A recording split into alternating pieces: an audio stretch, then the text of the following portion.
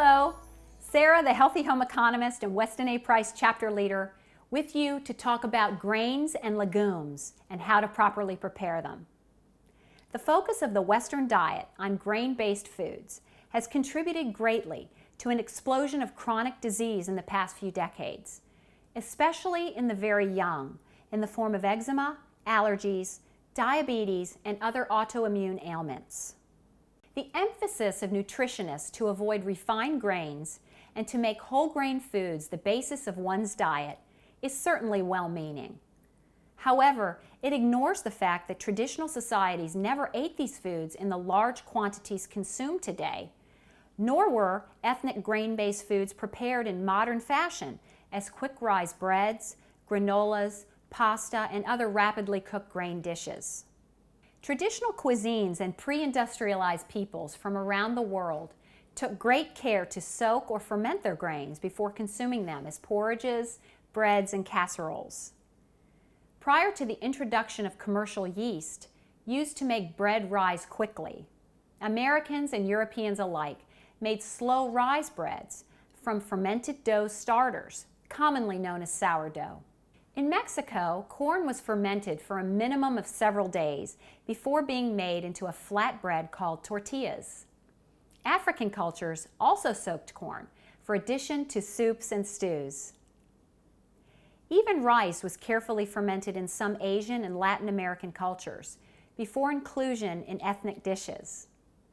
Science has demonstrated the wisdom of these careful preparation methods, as all grains and legumes contain phytic acid, an organic acid that blocks mineral absorption in the intestinal tract.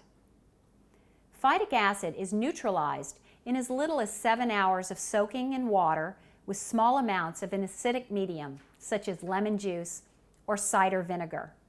Soaking also neutralizes enzyme inhibitors present in the hulls of all seeds, and adds beneficial enzymes which increase the amount of nutrients present, especially the B vitamins. For those with gluten intolerance, soaking or fermenting gluten-based grains breaks down this difficult-to-digest plant protein. Studies carried out in Italy have found that people with celiac disease can consume genuine sourdough bread without digestive distress or autoimmune symptoms.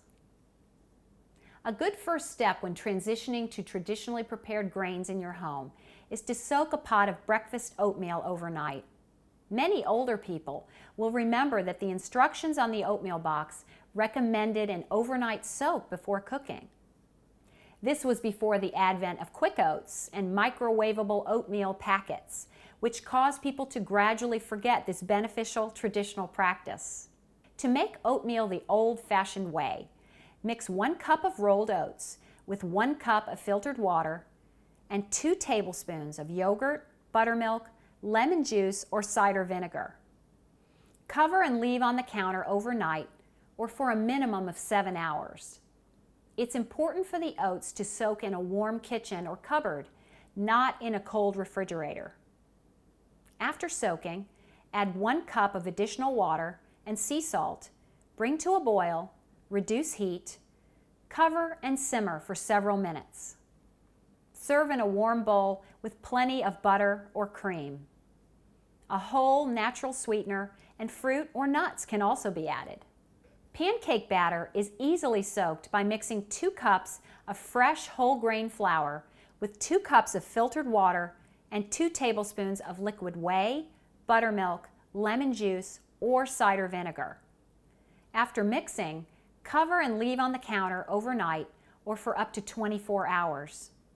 When soaking is complete, drain off any excess water, blend in 2 eggs, a half a teaspoon sea salt, 1 teaspoon baking soda, and 2 tablespoons of butter, and fry as usual using a healthy oil like ghee or coconut oil. While rice is gluten-free and lower in phytic acid than most other grains, soaking prior to cooking is still best for those with any type of digestive complaint. To prepare, mix 2 cups of short grain brown rice with 4 cups of filtered water plus 4 tablespoons yogurt, buttermilk, lemon juice, whey, or cider vinegar, and leave covered on the counter for a minimum of 7 hours. Bring to a boil, skim off any foam, reduce heat, and stir in salt and butter. Cover tightly and cook on low for about 45 minutes.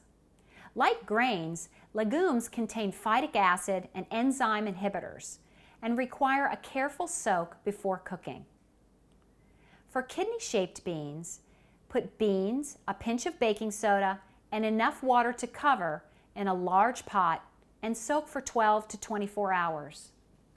For non-kidney-shaped beans, like black beans and other legumes, soak with water and 1 tablespoon of cider vinegar or lemon juice for every cup of dried legumes used.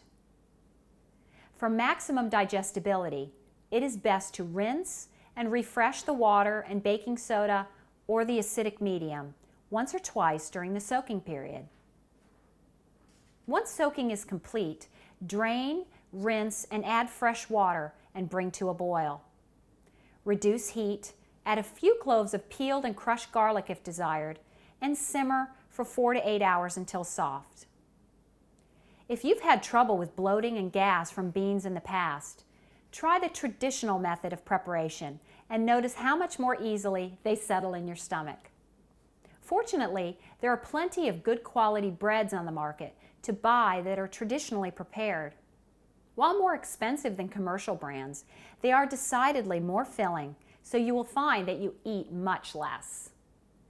To choose the best breads, look for sourdough or sprouted breads made from freshly ground organic flour, without any additives such as gluten, soy flour, or vegetable oils.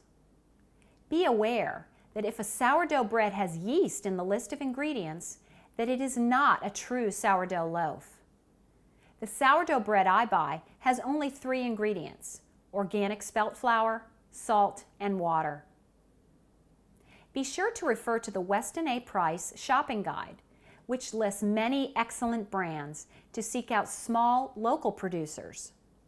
You can order genuine sourdough breads if necessary. Until next time, this is Sarah Pope, the Healthy Home Economist and Weston A Price Chapter Leader, wishing you all the very best in the kitchen.